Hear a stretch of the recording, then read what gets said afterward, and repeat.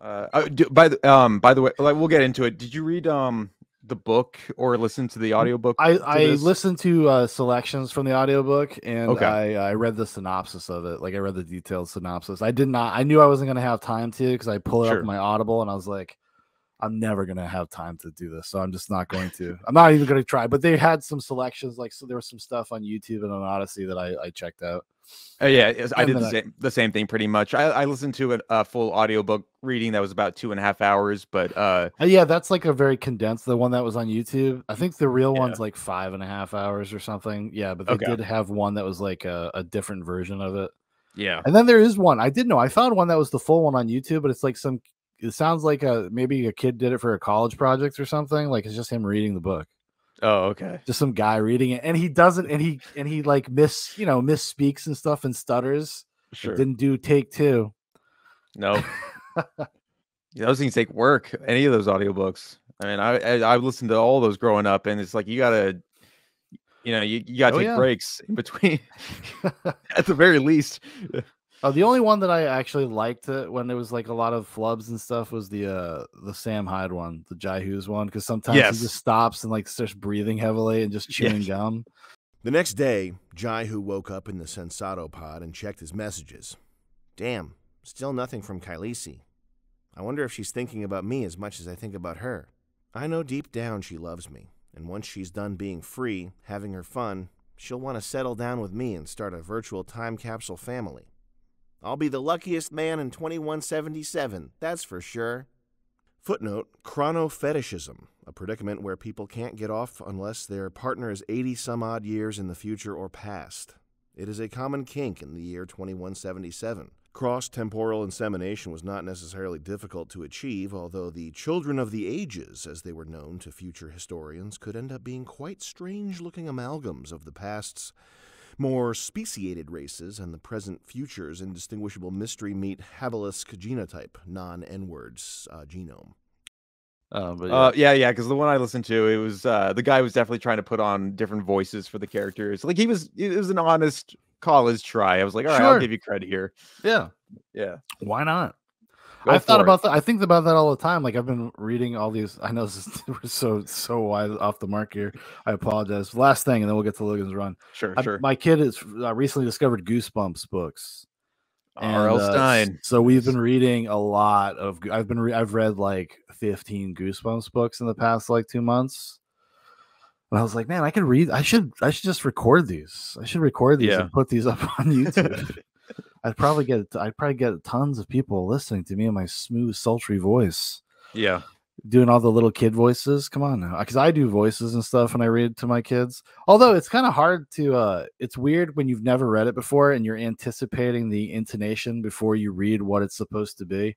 Sure. It'll be like, like, hey, don't go over there. He whispered, but I yelled it. Like, I said it like they yelled it. But anyways. Before I officially get started here with the intro, like with the R.L. Stine, like brief like history. I probably didn't get started on the books until I was about 7 or 8 years old. So I was just like a couple years older than your son. But like definitely like you can. I remember at that age, like I was starting to pick up on R.L. Stine's stereotypes. I don't know what you want to call the tropes you want to call them, where it's like, all right, 12-year-old kid scared of everything, gets bullied or mocked by sibling or other student. They're always new to town. They're always new to town. They're always or they're going somewhere exotic, like they're not from. It's usually a boy and a girl. Sometimes the girl's the lead, sometimes the boy, sometimes they're related, sometimes they're not, but that's basic structures there. Somebody's parents are involved in some regard, usually the protagonist. Most scares are misleading up until maybe the very end. That is the thing that I forgot about GOOSEBUMPS, because I haven't read GOOSEBUMPS since I was like 10 years old. Because I went through a period where I cleaned my library out of GOOSEBUMPS once I found out about GOOSEBUMPS when I was probably like 7 or 8. It was like one of those things that when I first started reading, I got into. And I forgot how many of the stories are completely like just bullshit until just boring bullshit until the last like 20 pages. And sometimes it's like the last 10 pages. like where they're like, because it's red herring, red herring, red herring, red herring. Nope, it's actually normal. Red herring, red herring. Oh, wait a second. No, it is actually haunted. Yeah. and there's a couple that are more overt, but most of them, it's like a fake out until the end. Yeah, and I was gonna say, even then too, like even all the cool book cover designs usually are a spoiler or like represent like what the last 10 pages of the story are. Like, you know, it is like that's the monster. That's what you're gonna that's what you're building up to. Yeah. There's a couple that where it's like overtly something is going on from very early on. What did I did? Like I read The Haunted Car. We're in the middle of reading Don't Go Down in the Basement. That's a good one. That's a fun one. Say Cheese or Die. Which that one is pretty much the whole way through because there's like a magic camera involved and he's like looking at the pictures of the people turning into skeletons or whatever, people fading away. The Haunted Mask is pretty much, that's pretty like about halfway through the book, I think. Adam. Ouch. Carly Beth, what is it? Mask. It won't come off. Really? You can't get it off? It's like it's stuck to my skin. Well, it's gonna sound pretty dumb if we have to call the fire department to come get you. Shut up and help me! That's a fan favorite of the Canadian show, I know, but yes, yeah. I tried to. We were watching it. Because if there was an episode that correlated to one of the books we'd read, we'd go watch the episode. And yeah, it's that's a tough one to watch. That's tough going back to that one. One that actually does hold up pretty well, and that my kid ended up kind of liking was Erie, Indiana.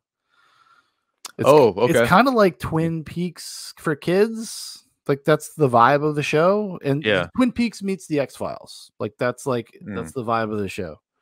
It was like a Fox show that I watched growing up, and it only lasted a season because all good things only last one season. But it was on around the reason I brought it was on around the same time Goosebumps was on. That's why it made me think of it.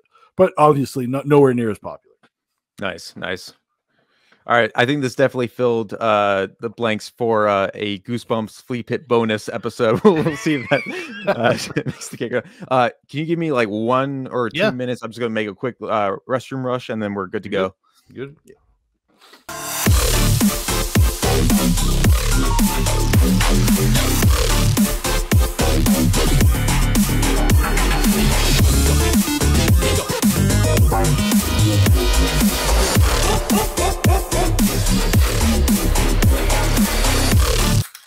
Sorry about that. I've been drinking fluids all day, so I've just been like, you're good, man.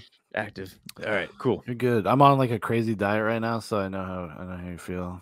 Yeah. Go to the bathroom like every fucking 20 minutes. It sucks.